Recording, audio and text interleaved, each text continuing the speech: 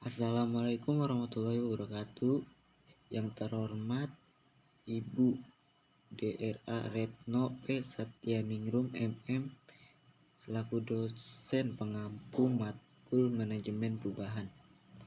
Nama saya Fahrul Rojal Banteni dengan NIM 11910319 kelas 195A.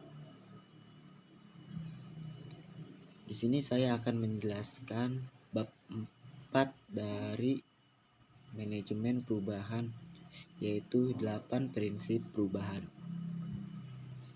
A. Menciptakan urgensi untuk berubah.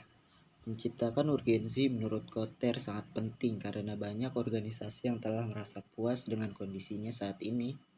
Tujuan menciptakan urgensi untuk berubah adalah mengkaji kondisi pasar dan kenyataan-kenyataan yang dijumpai di persaingan. Identifikasi krisis atau kemungkinan krisis yang dihadapi dan peluang-peluang yang ada. Dengan menciptakan urgensi setiap saat, maka diharapkan karyawan akan bergerak melakukan perubahan. B. Membangun koalisi yang kokoh. Yang dimaksud koalisi ini adalah konteks semangat positif untuk bersama-sama menuju perubahan yang diinginkan. Bukan untuk memenangkan suatu golongan atau partai tertentu. Misalnya, mengapa koalisi diperlukan? Alasannya sederhana. Suatu perubahan butuh adanya keterlibatan dari individu-individu yang mengalami perubahan. Kata kuncinya hanya satu, keterlibatan. Individu yang merasa dilibatkan akan terpanggil untuk berkomitmen tinggi menindaklanjuti rencana perubahan yang disepakati. Orang yang memiliki komitmen tinggi akan serta-merta menindaklanjuti dengan tindakan-tindakan nyata menuju perubahan. Dan yang C. Mengembangkan visi dan strategi perubahan. Menurut Kotter, kejelasan terhadap visi yang akan dicapai dalam menggawangi perubahan merupakan hal yang tak boleh disepelekan. Misi banyak yang mengatakan bahwa visi seringkali menjadi sejenis mimpi yang tak akan pernah tercapai. Namun dengan artikulasi yang baik melalui suatu metafora yang tepat, maka akan dapat dicapai pemahaman terhadap gambaran masa depan suatu organisasi. Visi mencakup hal terkait apa yang ingin dicapai atau dirubah, belum mencakup bagaimana meraihnya. Untuk itu perlu disusun strategi pencapaiannya, termasuk bagaimana menyusun strategi perubahan untuk menuju kondisi yang diinginkan. Strategi perubahan mencakup 4 komponen penting yang harus dipertimbangkan: sasaran yang ingin dicapai, realitas yang dihadapi, pilihan-pilihan yang ada, dan langkah tindak lanjut. Untuk memudahkan penyusunan rencana perubahan, saya selalu menggunakan suatu cara yang diuraikan dalam buku yang bertajuk You Know How to Be Great, yaitu secara mudah disingkat GROW Model, yang merupakan singkatan dari Goal, Realities, Options, Way Forward. D. Mengkomunikasikan visi perubahan. Tujuan mengkomunikasikan visi ini bertujuan untuk mendapatkan pemahaman yang sama bagi semua karyawan dan memotivasi mereka untuk bekerja sama. Derajat kepentingan masalah komunikasi ini sangat tinggi mengingat keberhasilan suatu perubahan adalah bila semakin banyak yang terlibat. Dengan semakin banyak yang terlibat, maka tumbuh rasa memiliki dari perubahan tersebut. Inti komunikasi yang dilakukan harus memenuhi syarat pokok sederhana sehingga mudah dimengerti, menggunakan bahasa operasional atau teknis sehingga bisa menggalang keterlibatan, dan yang tak kalah penting adalah adanya manfaat yang jelas dengan adanya perubahan yang akan dilakukan. Yang E. Memberdayakan langkah tindak lanjut yang pokok atau utama.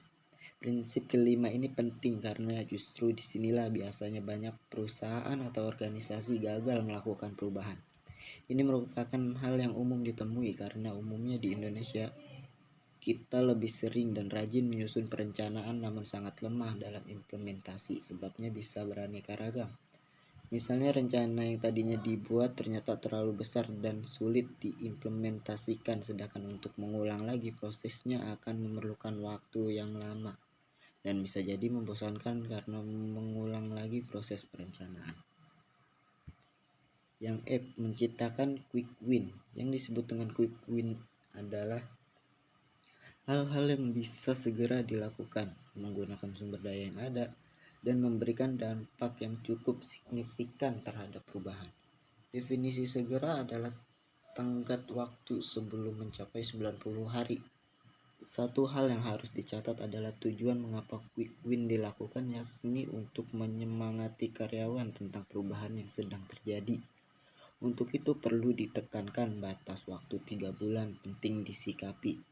Bila quick win dijalankan lebih dari 3 bulan, maka sudah tidak bisa dikatakan quick win karena momentumnya sudah hilang dan semangat perubahan bisa jadi kendor. Dan yang konsolidasi manfaat perubahan. Konsolidasi manfaat perubahan tentunya tak sekedar kuantitas saja, namun juga hal-hal yang sifatnya soft seperti misalnya sikap baru dalam berurusan dengan mitra, pendekatan baru terhadap pelanggan, pelayanan prima berkesinambungan, peningkatan response time dalam menanggapi keluhan pelanggan, dan masih banyak hal lainnya.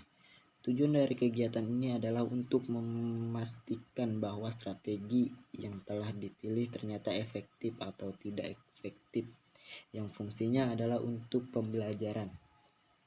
Bila manfaat perubahan ini dirasakan juga oleh pelanggan, maka tak ada salahnya mengundang pelanggan yang merasakan manfaat tersebut untuk datang di perusahaan memberikan opininya terhadap perubahan yang dilakukan perusahaan.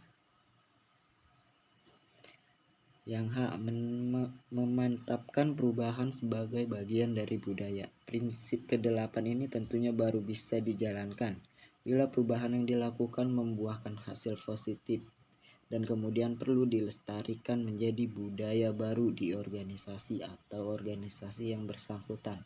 Pelestarian perubahan menjadi budaya organisasi tertentu tak terbatas kepada berubah teknis, namun bisa juga perubahan dalam pendekatan personal dalam melayani nasabah, misalnya cara atau proses dalam menangani pemesanan di sebuah rumah makan cepat saji, proses penyambutan tamu hotel, cara penanganan keluhan nasabah, dan sebagainya. Ya, sekianlah presentasi dari saya. Jika ada kurang atau salah kata, mohon dimaafkan. Terima kasih. Wassalamualaikum warahmatullahi wabarakatuh.